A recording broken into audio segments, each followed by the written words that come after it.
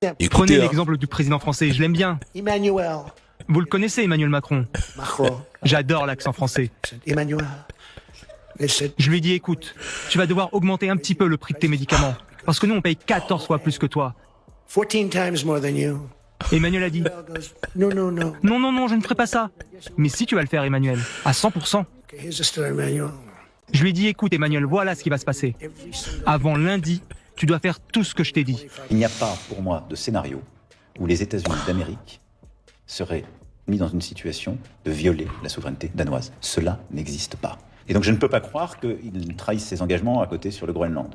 Donc le Groenland est un territoire qui est sous souveraineté danoise, ça restera, et je sais que les Américains continueront d'avancer avec nous pour la paix et la sécurité en Europe. Ça ne devrait étonner personne. Nous assistons clairement à une relation de suzerain à vassal. La parole du président Macron ne pèse plus grand-chose et, sur le plan géopolitique, la France ne pèse quasiment rien sur les grandes décisions stratégiques. Elle suit, elle s'aligne, elle exécute et elle se tait.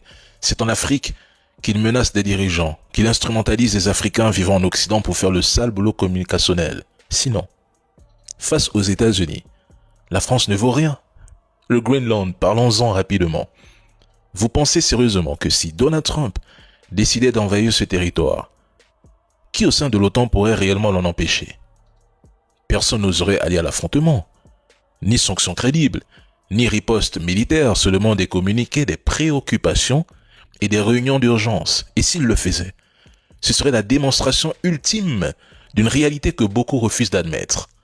L'OTAN n'est forte que contre les faibles, jamais contre celui qui tient la clé du rapport de force. À partir de là, toutes les leçons de morale, toutes les indignations sélectives tomberaient d'elles-mêmes.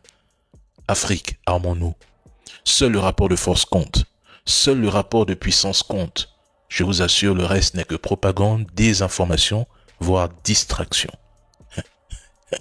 Force aux soumis.